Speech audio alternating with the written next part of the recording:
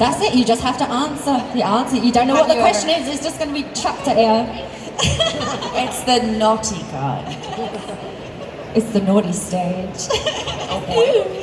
Ooh la la. All right, police. I'll keep it PG. We'll keep it PG. Of course. Yeah. Okay. Then I might have a chance. Have you ever cosplayed? I have. Actually, we have all cosplayed our characters, funny enough. Some of y'all might know this story, but Anna Hullum, who voices Raven in RWBY, is an amazing seamstress. She's very talented. So at one RTX, our local convention, she said, would you like to cosplay the characters? We of course said, yeah, that sounds amazing. And then she just whipped them up like our fairy godmother. That was cool. They were really, I think it was 2014. They were really well made because she got like really premium fabrics and measured all of us, and they were essentially custom made to us. But I don't know if any of us fit into them anymore. Since that was like 7 years ago. Do you still have them just off on a wall? So there was a fan actually gave me a cosplay of Blake's the what is it called? The PJs that she wears. So I've got that in my closet somewhere.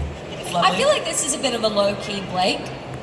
It seems very Blake inspired. Yeah. Like casual. Yeah. I love the boots. I'm just staring at the boots. Thank you. My inspiration was definitely Kate Blanchett lesbian, but I've done what I can. I like also they're asking, like, do you still have the cosplay? I'm like, well, here's the thing that happened to mine is after we did that shoot, Barbara knows. Oh my gosh, that's right.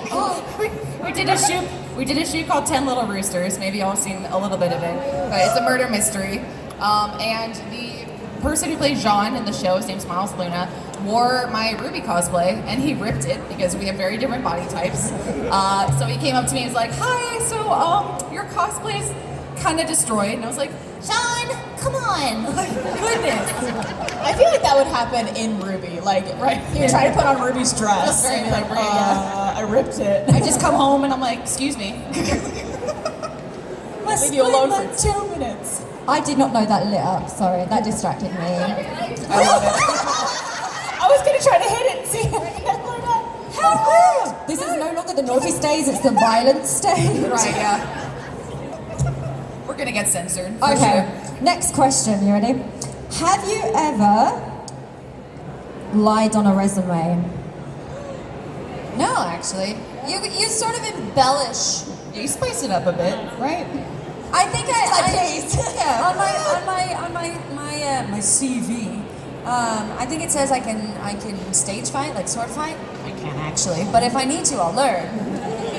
Has anyone got a sword in the audience? Let's test her. There we go. Utina's ready. Yes. I don't think I have either. I think maybe, if anything, I think maybe I couldn't remember certain details of like past employment, and so I just like guesstimated. Yeah. But not I think like everyone does that. Yeah. We're not supposed to remember our whole lives. I've been too scared like to lie. I feel like I would get caught, so I'm like, no. Yeah, that's one of That's the very wise. That's one of those things that people are going to ask you about it. If you can't do it, then you're like, oh, balls. If anything, maybe y'all deal with a little bit of imposter syndrome too. I feel like with resumes or anything else, people will ask like, what do you do? I'm like, oh, I don't do that much. Like, I'm in this show. And they're like, that's really impressive. I'm like, oh yeah, I guess I do some stuff. You're right. I should put this on my resume. Okay, next question. Have you ever put pineapple on a pizza? Yes! I love pineapple on pizza. Yes! And you know who else loves that? The Rock. So if you don't like pineapple on pizza, just know that you disagree with Dwayne The Rock Johnson. Thank you. I actually, the issue with Hawaiian pizza for me is the pork and not the pineapple. Because I don't eat piggies. I've never put pineapple on the pizza, but I've taken the pineapple off. So quiet. There's always one. Police! Italy loves you, by the way. I have to be in the mood for it though, because I'm very, like, my typical pizza is like spinach and mushroom, or sometimes just like a good classic basil mozzarella.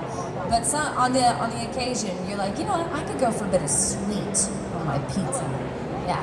Have you seen they do chocolate pizzas? That's disgusting. Yeah. When you I say was that, shopping where and do I they was put like, it? in the freezer, and then they, it's Oh, weird. so is it like a brownie covered in chocolate sauce? Yeah, it's That's interesting. too much I chocolate. wouldn't recommend. I was picturing cheese pizza with little chocolates on it. That's also Oh. disgusting. I volunteer myself for science. I'll try it. Yeah. And she's like, I like it. It's Yeah. amazing. it's like a cinnamon dough. You're right, and it's a dessert pizza. So they put it's like a cinnamon roll bottom, and then they put like butter, and then cinnamon sugar, and then a little drizzle of like chocolate. It's actually amazing. Okay. I'm gonna be honest with you. I don't really like chocolate all that much. Get out. Police! Goes that way. I'm a savory person. After a dinner, I would much rather have more dinner than dessert. And also, I've heard, allegedly, chocolate over here is far superior to American chocolate. Oh, I I 100%. like dark chocolate. Yeah, I like that. Like a dark chocolate Kit Kat. I think a lot of things here are superior to that of the U.S. Wait, It's what? true. The ability to cue The ability to not be. dickheads. Did I say I won't that? say it. No, that's correct though. You said it in a nicer way than I would. Oh yeah, I'm trying. I'm usually the one that drops F-bombs on accident, so I've got the doing beat really well. machine at the ready, so I'm ready. There you go. Thank you. Thank you. I'm really impressed with myself thus far. Okay, have you ever had a crush on a teacher? Oh my gosh, yes. Mr. Suplee! Are you listening, Helva? My high school English teacher. He looked like Mr. Clean. I've never been that was my first bald crush. Mr. Suplee, I needed so much validation. Your first? My first? Your first bald crush? Who are the other bald crushes? I don't want to talk about it. Arian, Oh, you and have... then also Miss, I want to say Anders. Miss Anderson? Miss Anderson. Yeah. Yeah, she was the world history teacher. Boy, was she cute. She was, now that I think about it, she was probably closer to my age than I thought. Just know that you've given me so much comedy gold to walk away with, knowing that Yeah. you had dirty thoughts for Mr. Clean. So, just saying. I had a crush on my philosophy teacher in high school, which like at the time you're just like, oh, my teacher's so cute. I hope he notices me. But then you look back and you're like, that's creepy. Yeah, I hope he didn't notice me. it's problematic. Exactly. Mine was I cannot remember his name. Unfortunately, I guess. Unfortunately, but it was my 8th grade history teacher who was also the basketball coach, and he was like probably my age now, and he was like 6'7", but he was hilarious, and yeah, it was pretty There's cute. like a history theme here. It's like Yeah. all history teachers are cute or something. English as well. I was a journalism major in college though, so after that I actually wrote him because I started a column in the local magazine called the Patch for video games. And when I first got published, I wrote Mr. Suplee and it was like, look, I did it. He was very impressed.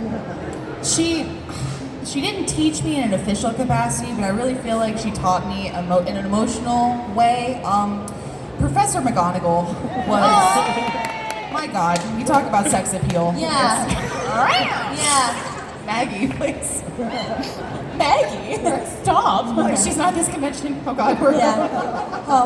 Oh, lady, can we welcome to the stage? Yeah, oh God, yeah. Police, I love your work. Thank you. Okay, I'll do one more. Have you ever failed at keeping a secret? How much time do we have? Every time. I'm terrible with keeping people's secrets. Never tell secrets. Tell me anything. No, I think I'm okay at keeping them depending on like who I'm talking to. I tell my boyfriend everything. Yeah, and that's fully expected though. It's Like understandable. anytime I tell you something that's a secret, I'm 100% aware that Trevor's gonna know. Yeah. And I have to tell him to pretend he doesn't. So he just goes, oh my God, really? Whenever you tell him. There's like a select group of people that knows absolutely everything, and they're gonna know absolutely everything. One is you, and the other one's Abby. So I mean, I keep secrets to a degree, but there will be people that know. That's not keeping a secret. I keep secrets unless it's something that I know is like damaging probably to somebody else, or that like they really need to know. Like my conscience is killing me. So but if it's just something personal, obviously I would like to keep that secret because I would like to hope that they would do the same thing for me. But yeah. So. The NDAs are no problem. You can keep those. Thank you. Yeah, we're still under contract, Kara. Do not forget. I'm really good at keeping secrets. However, my nickname for a long time was the spoiler because I get really excited about media that I watch and I want to share with people, and I end up just like spilling what happened. They're like, I haven't seen it yet. I'm like, oh, I'm so sorry. Oh no, now I've ruined it for you.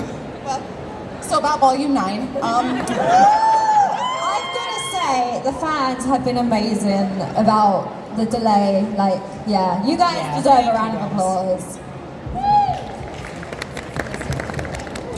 Actually, talking about that, should we throw some questions out to the audience? Oh yeah. Oh, thank you. Yes, please. Please welcome the mic stand. Hello, Mike. I like your, what would you, the romper, jumpsuit. I like your, it's cute. You look Thank you very cute. much. I brought it myself. That's good. Yeah, I didn't think it would show through the shirt, but that's great. Thank you very much. Yes, hi, I'm Mike. I'm Mike Stand.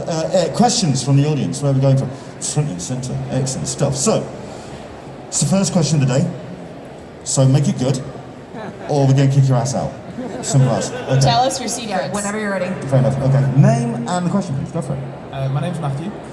My question is, did you guys have any input in the creation of your characters, such as White's being left-handed, or through their character development through the series? And if not, is there any little tweaks that you would have liked to make to the character or their story arc? Yeah.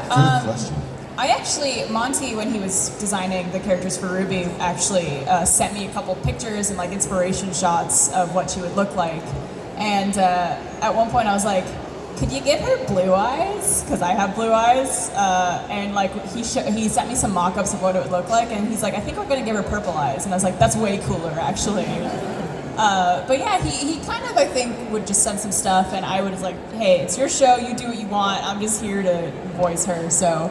But it was nice to feel included in that process. Yeah, nothing about like character, because that's all obviously writers and the story Bible and stuff like that. That's all set in stone as it is. And but he did have like folders of each of our girls. Like at one point, I think Blake could have had short hair to begin with, and I was like, no, because I had short black hair and I really wanted long, luscious black hair, and I was like, I'm gonna live vicariously through this character. And I love that for you. Yeah, thank you so much. It's been a real ride. Yeah, so basically she has long hair because of me, but now she doesn't have long hair because life choices. Similarly, I wanted really opposite end. I wanted really long hair. I wanted her to. I didn't have a whole lot of as far as style goes, because obviously I can't draw. But I do know, like the original concept art for Wise, as you had asked, she was right-handed originally when Monty had done the concept art for her. And I believe he had told me when he tried to do all of the animation, it was too difficult to make her right-handed, so he changed it to left-handed. So now Weiss is left-handed. I had said that I would like for her to wear boots because I loved like we all wear boots, and so she did have boots in the first reiteration of it, but very cute. So I was happy.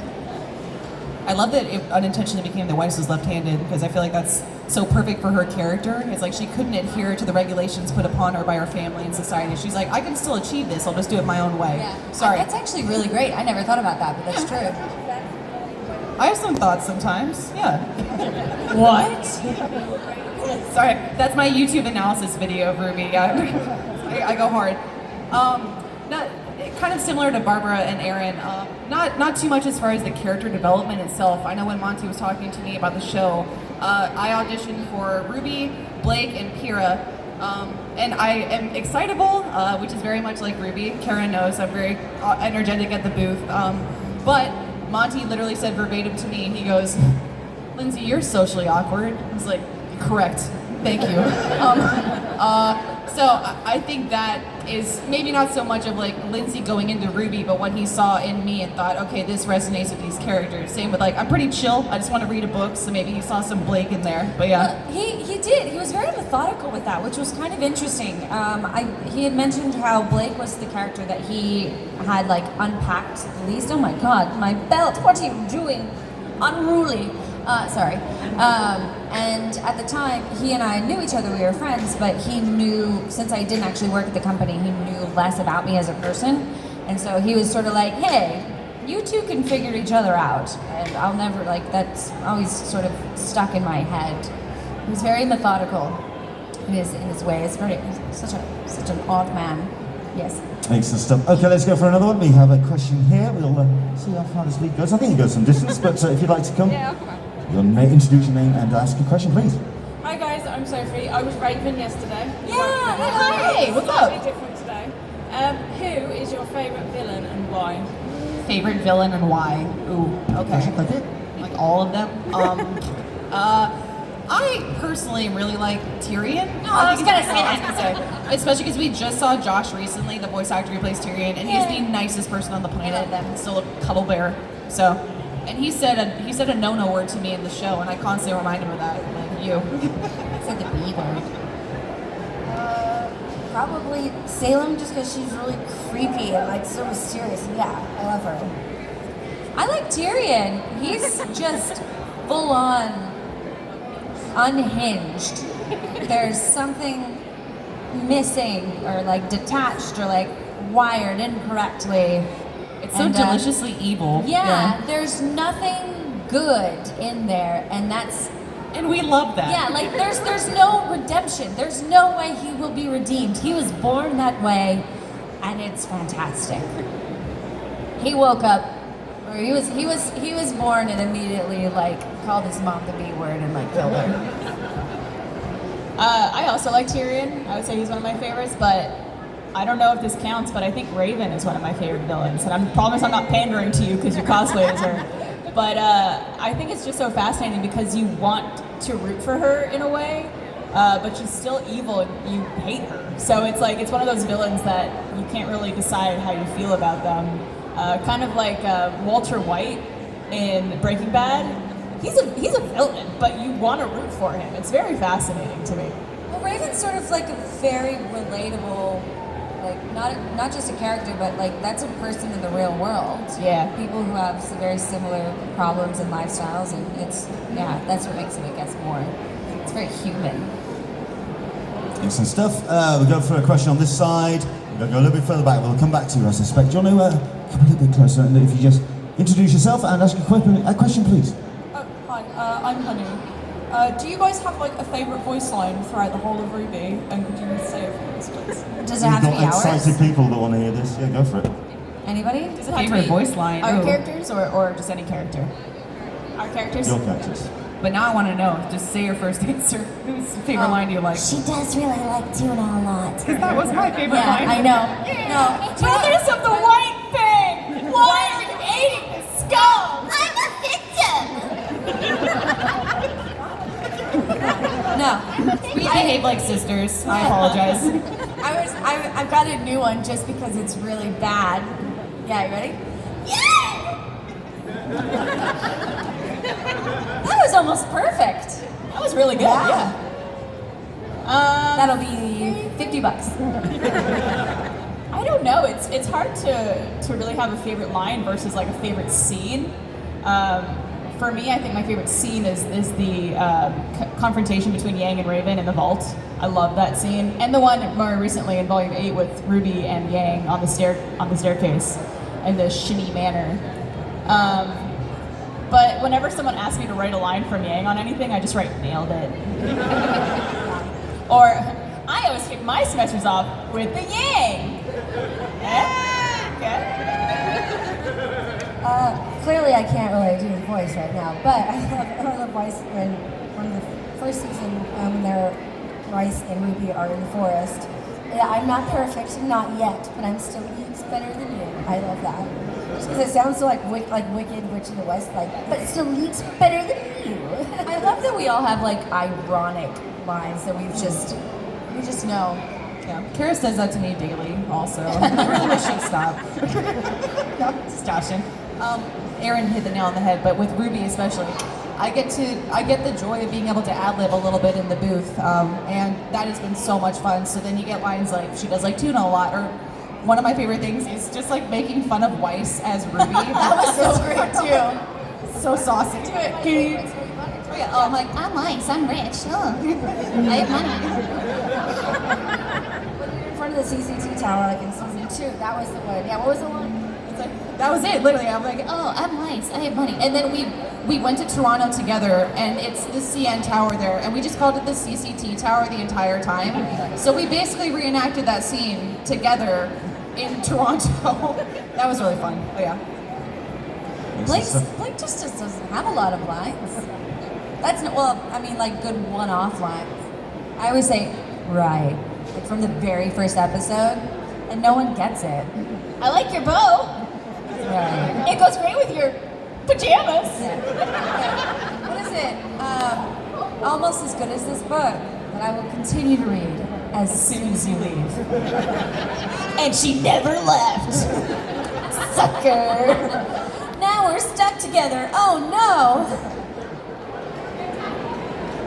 So one more question. Oh wow, that was fast. Can we make two? What do you think? Two? Stretch to two. Okay, we'll go for yourself. Okay, go for it. Ask your question. Hi, I'm Seth. I so appreciate you being here. RWBY means so much to me. I went through a really dark time, and RWBY just gave me was what I did through that hard time. Which thank you so much for being here. What was your favorite emotional scene from what? Because how emotionally attached to your characters are you? And at what scene were you heartbreak? At the end of Volume 3, where Yang didn't say "I love you" back to RWBY. How dare you? I was like, I would never do that.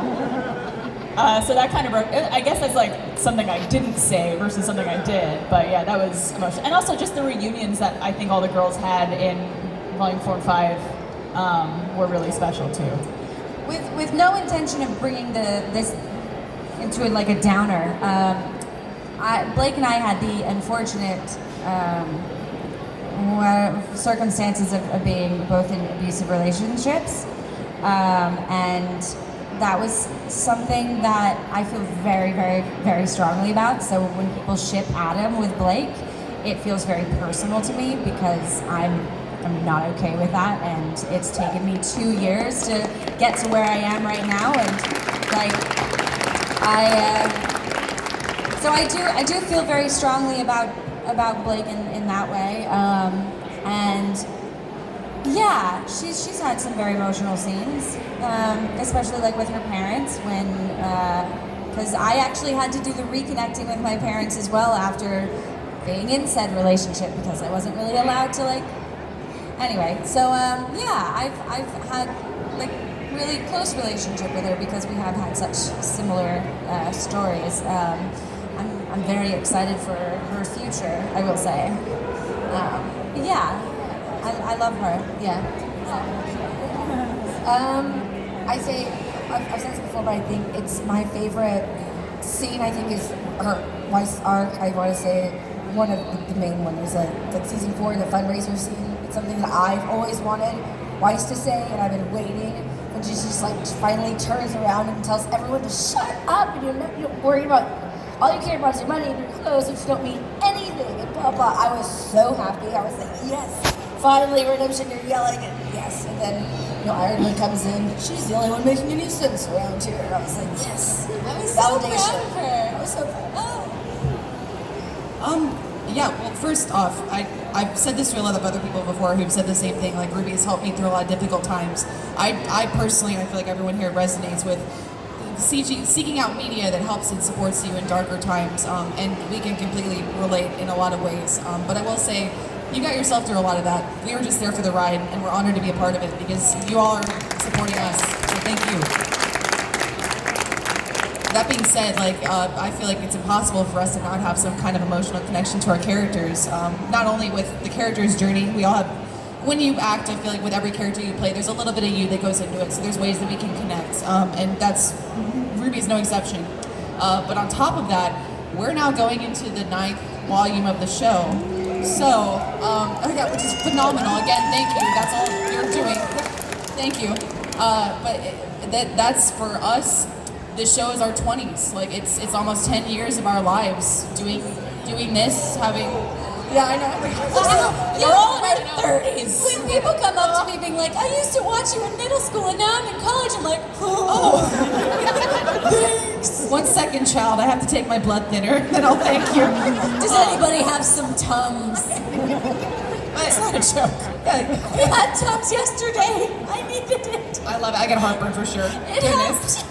I digress. That being said, again, like, we are so over the moon. It's surreal that we even get to do stuff like this, and that RWBY has become such a popular show, and that's all thanks to you all. So thank you for the emotional roller coaster that we've been on. We don't want to get off. Let's stay on this ride for as long as we can. 20 more years. Yeah. Sounds like a plan. I did promise one last one. It's going to be one last quick question, and let's see how well we can go getting this one. Name and question, please. Hi, I'm Rianne. How is it voice acting? Like, is it difficult or is it like just fun? A little bit of this, a little bit of that. At first, I'd say really difficult because we were all new to it, but now it's a lot of fun. Yeah, that's my short answer. I don't know I don't voice act. I don't know what you're talking about. There you go. Barbara just shows up and goes, "Are you recording me?" I just go and I read. No, as Kara said, I think at first it was new to all of us, and so it was definitely an exciting challenge. And I think whenever we look back on like seasons 1, 2, and 3, we're like, oh my god, Let me redo it. We should redo it. But I think I'm really proud of all these wonderful people and how far they've come in their acting, and just like getting to listen to this or watch the show and listen to their acting, because we don't record together, so we don't actually get to hear each other's performances until we watch the show. And so actually getting to see it in real time like that is just so cool. But yeah, it's definitely a fun challenge, and I think we all really enjoy it. Gross. I've loved rewatching RWBY now too before a lot of conventions, especially now post-quarantine. I'm like, I'm gonna remember everything that's happened. Let's rewatch. And there was marked improvement on, I'm very self-critical, so I was like listening to it and hearing everyone's performance. We have really come a long way, and I think I agree with Barbara. I'm proud of us, especially because maybe y'all can agree. I know Barbara and Aaron are big with like on-camera presence, or they've done a lot of on-camera work. I'm not as big of a fan. I don't like how I look, but that's just me. I like the freedom of being. Thank you. You're so sweet. But thank you. I like the freedom of being in a booth, because you can look as weird as you want and no one cares. They're like, does it sound good? That's great. I'm like, awesome. Cool. I'll roll up in my pajamas. Thank you very much. Thank you so much for coming to the Live Lounge. We appreciate it. Please put your hands together for the cast of RWBY. We love you. And see us at our booth. Yeah, we're going to be at our booth, so come say hi. Cool. Yeah, if you have any more questions, we will be there for you.